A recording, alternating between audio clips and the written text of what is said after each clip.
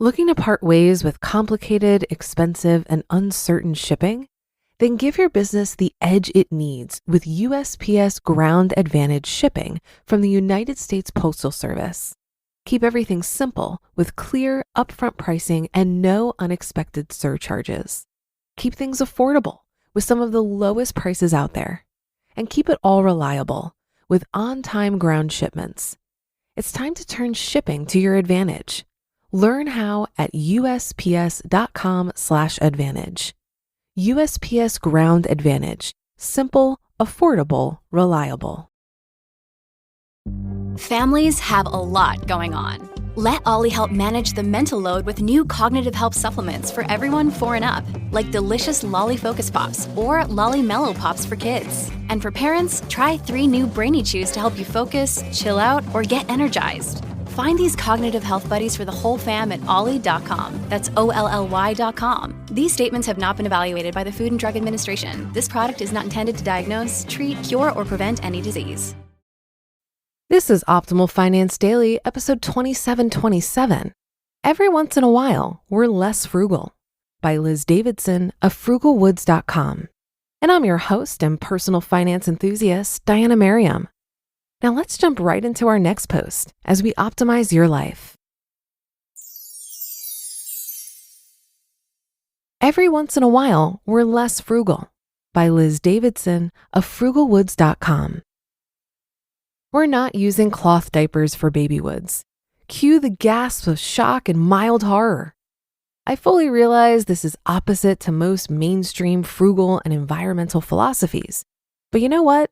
It's what I have to do. A crucial element of our successful and joyful frugal existence is knowing our limits. We can't frugalize every last thing in our lives, or rather, we choose not to.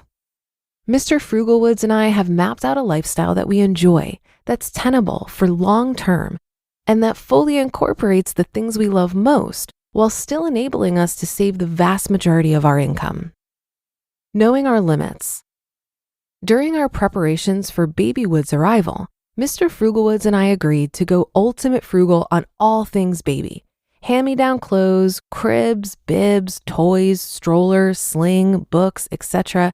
Just about every single thing in her nursery is used, and our expenses show it. We spent a grand total of $20 on baby gear. I'm also very thankful to be able to exclusively breastfeed Babywoods, which saves us the cost of formula. When it came time to consider our diapering options, we were 100% unified in our decision to use disposables. We knew, and have been proven correct, that baby rearing is exhausting, time-consuming, amazing, and miraculous all at once, and usually all within a 30-second period.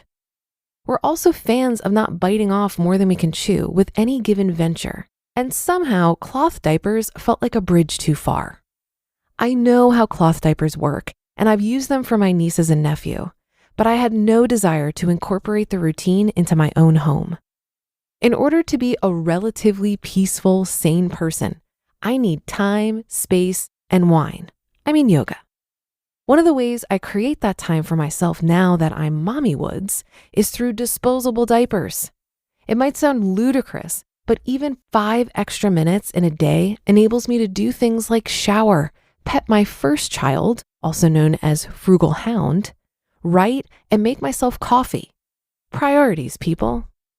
With all things in life, I try to be honest about my limits. I absolutely cannot do everything, and so there's no reason to try. My intention is to set myself up for success to the best of my abilities, which in large part entails recognizing what I can't or don't want to do. Don't focus on small returns. Mr. Frugalwoods calculated that we might save $100 or so a year by using cloth diapers. However, the amount of water, laundry detergent, and energy we'd use to wash and dry them, because you can't hang them outside to dry in January in Boston, would probably end up canceling out most of the environmental and monetary savings. Thus, in many ways, choosing to spend a tad more on disposable diapers is a proverbial letting go of the small stuff. Sure, we focus on every line item in our budget, but part of that exercise is determining where we'd like to spend more money. You all know we indulge in coffee, seltzer, beer, wine. Geez, we really like beverages, as well as organic produce and even car ownership. Plenty of people in the city exist sans vehicle. But these are thoughtful, conscious choices for us and are all products of recognizing our limits. I have no desire to live a life without coffee or a car, and so we spend in service of those goals.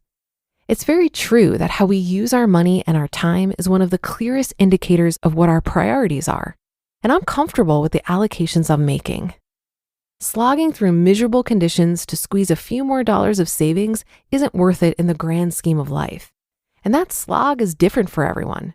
For example, I know some people cannot fathom cutting their hair at home like Mr. Frugalwoods and I do, and that's just fine. We're all unique in what we value, and it's why I firmly believe in not judging others for their personal decisions, financial and otherwise. Living a luxuriously frugal life is all about knowing what you can frugalize happily and what will make you downright frustrated to frugalize.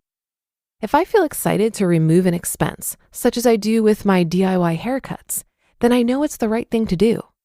Conversely, if the thought of doing without makes me cringe, which is what a life without seltzer water would do, then I instinctively know it's not a valuable proposition for me. It's also important to consider the margin of actual savings. The savings we accrue with some economizing endeavors is so narrow that it's just not worth it to us, especially in circumstances where the outlay of time supersedes the realized monetary gains. This is a tough thing to calculate, but I've come around to the idea that the cheapest route is not always the best for me personally, particularly if there's a significant time or quality of life trade-off. Know when it's worth it. In other areas, the savings are so significant that it's worth pushing ourselves a tad outside of our comfort zone. Not having a car payment is an illustration of that. Frugalwoods Mobile is not the most fabulous of cars, and yeah, it would probably be easier if we had a car younger than most college sophomores. But the absence of a car payment is transformational to our ability to save over 70% of our income. Cloth diapers, on the other hand, would not be. Focusing my energies in areas that matter to me and where I can achieve the greatest returns is both fulfilling but also more efficient.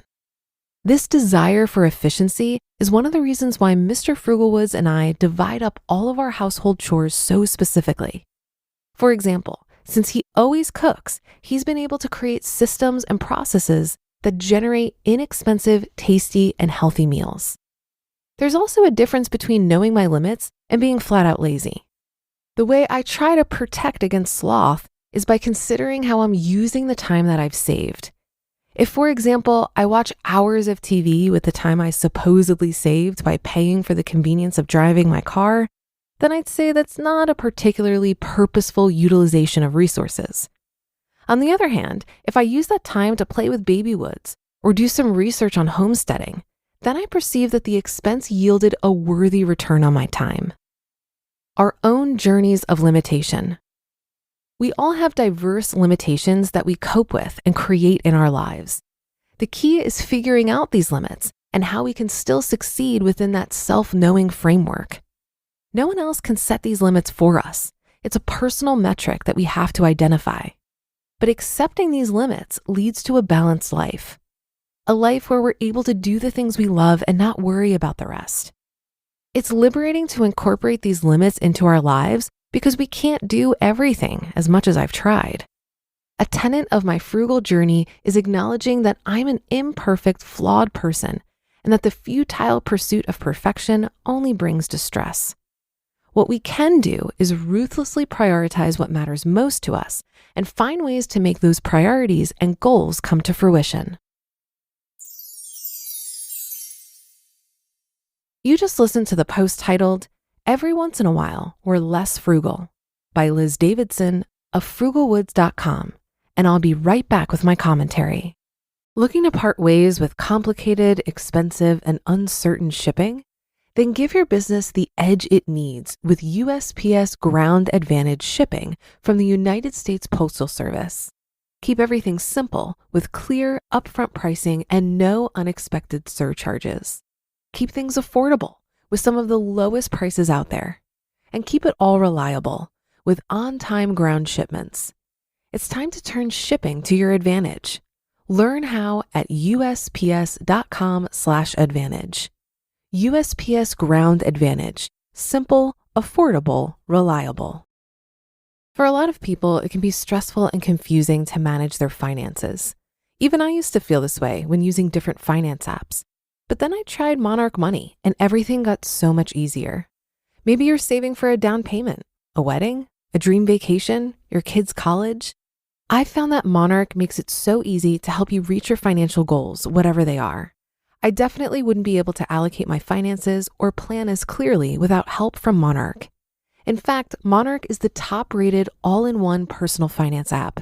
It gives you a comprehensive view of all of your accounts, investments, transactions, and more.